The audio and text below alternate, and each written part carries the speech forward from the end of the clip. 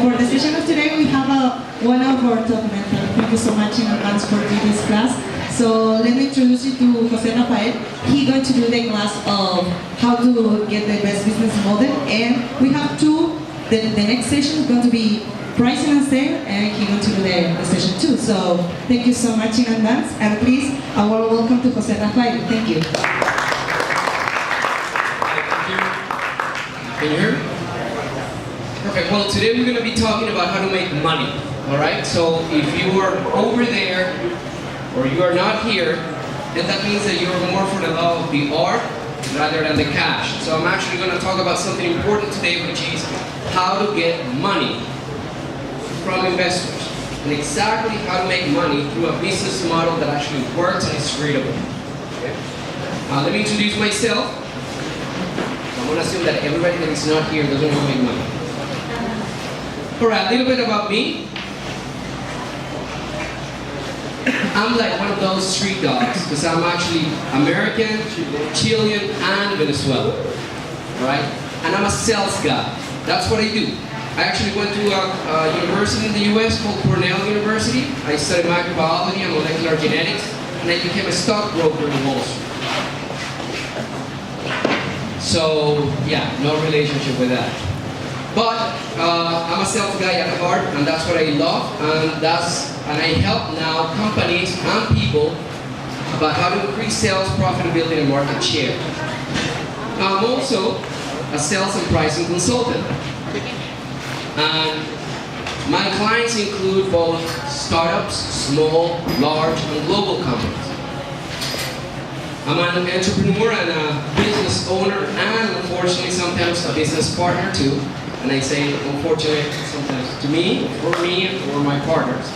Okay, so obviously I know a little bit how to do this. I have right now 3 other companies that I partially own or control are Redo, which is an international sales consulting firm, and here we have clients such as Merrill Lynch, Bank of America, AFP Capital, El Mercurio, Banco Santander, etc., etc. Then I have to J.R. Mirabal, well, that's my name. I just run out of creativity when I figure that out. But actually it's a strategy and pricing consulting firm, and here what I do, and part of the reason why I'm here actually, it's because I help companies derive their strategy or land it. One of the biggest problems that you have, and it doesn't matter if you're a startup or you're a large company, is that usually the problem is on the large company. Make millions of dollars, they just forget what they're into, what business they're into. And not to say pricing. Pricing, it's the only way how companies actually grow. Make money and grow. That's the last barrier that a customer has to cross before he becomes an actual client. You make money and your business starts. I think consortium is just a big job of little companies. But here's where actually I invest my money with startups. Recently, I'm actually about to launch a book called Getting It Priced. Actually, the name was Getting Things Priced, but there's another author who had a book, obviously years before me, called Getting Things Done, so I don't want to mix it with that.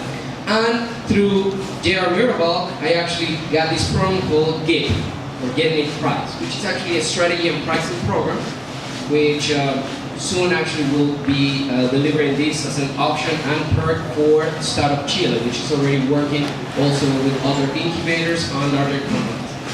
I'm also a coach and mentor, and obviously I'm here with one of them. Some of the companies that you see there, or I'm actually to work with them. Diario Financiero, which is the equivalent of Financial Times here, is actually one of the venues that will represent a big program for businesses, regular businesses. So as you can see, they're all, well, you can't read, but Vistage, it's not that you can't read, so you can't read the manual very well, but Vistage is actually a CEO or a peer-to-peer CEO network. Okay? And that's a large organization that has large companies, same with EO, Entrepreneurship Organization. And I'm usually a mentor there and on pricing and sales. And obviously, if you want to follow me, you can follow me at these. You can actually have on YouTube with Diario Financiero. We actually launched sort of pills or short video on price and sales strategy, etc. It's about a minute. The idea is that people don't get bored with that. Okay, so let's talk about business models. 1959, Xerox launches the first photocopy machine. Okay, now think about it. How did they do it before? Okay, now it's not that machine, it's the whole thing. Okay, obviously it was easy to use, no risk on originals. Okay, low operating cost. At the same time, you just used plain paper. It was just a photocopy machine. But it was the first time that this actually was developed for businesses. Now, one of the problems that they had was that the price in 1959 was $27,500. That was the price at that time. And obviously, that was way too expensive to sell to customers. Now, Xerox, which by the way, the X914, which is this equipment, was the most successful launch that Xerox ever did. And one of the interesting things was that they had to develop a brand new business model to launch these equipment, which was not easy. $27,000 for a large company is already a big tag on the money. Imagine if you're a medium-sized company. It's unbelievable. Well, they actually did the business model and they figured out that they wanted to promote the machine but through a different model. Not to buy, but to lease the equipment. And that made it much more affordable, right? From $27,000 to $25 a month. Plus 4 cents a copy. Minimum $50. You brought down a service that costs a product that costed $27,000 cash to a business model that it only costs $50 a month, and you get the same machine. That's 1959. Chances are, if you're not from Chile or you come from Europe or the US, obviously leasing is a common trait nowadays in how you acquire things. How did they make it? How did they make that phase? Well, obviously they have to figure out, they have to work it out as to how to present the business model that actually would be easy to see. So, what's a business model? A business model is nothing else than a way to describe the rationale of how a business does three things: captures, creates, captures, and delivers value. As a mentor for a bunch of startups, I can actually tell you that the biggest problem that startups have is that they focus on value, but not value to the customer, but their own value, and that's a problem. People don't buy what you like, people buy what they like, okay? And it's very important that if you're actually going to get money from investors or VC companies, they need to understand the rationale. And they will not read 50 pages of a business plan to figure out what you do. Is that clear? They will not read it. They get 10, 15, 20 BPs every day. It's a lot of pages. So there's another way to do it. But the impact of a BP for a VC or an investor is key.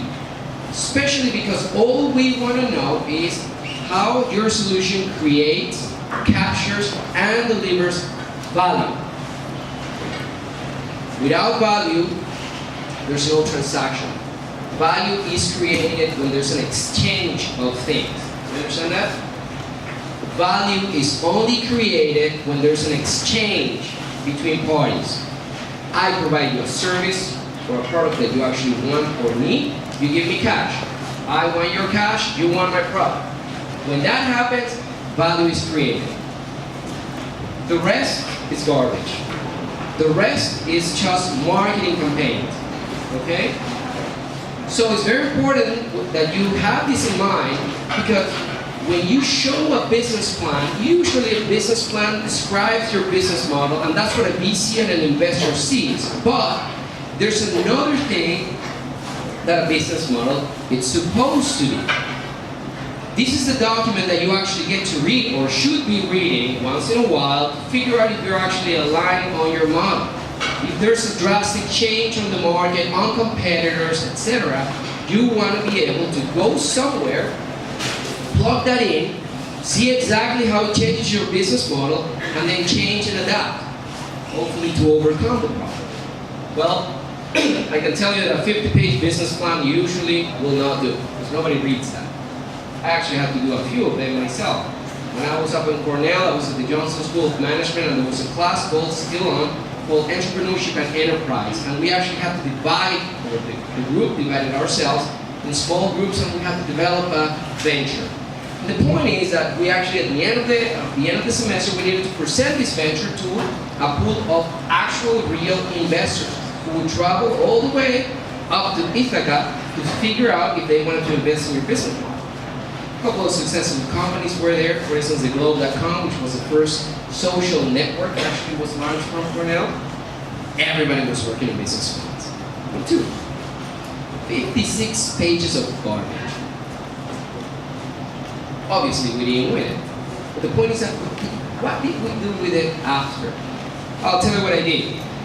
Actually, the guys that I was doing this business plan with, at the end of my time when I graduated, I approached them and I said, you guys want to work this up? They said, no. I said, can I work this up? They said, yes. So I worked with it. I actually created a company called Access Point with it, and then after a year and a half, a company called me for $2 million, which was not right. But the point is that I understand that when this actually happened, and I gave them the business plan, I got a 30-second response. And they said, translate it. What? Translate it. What do you mean? I'm not going to read your 56 pages. If I have questions, I'll actually bring it up to you. Translate it. I want this as a resume. They said, I'm not going to read your CV.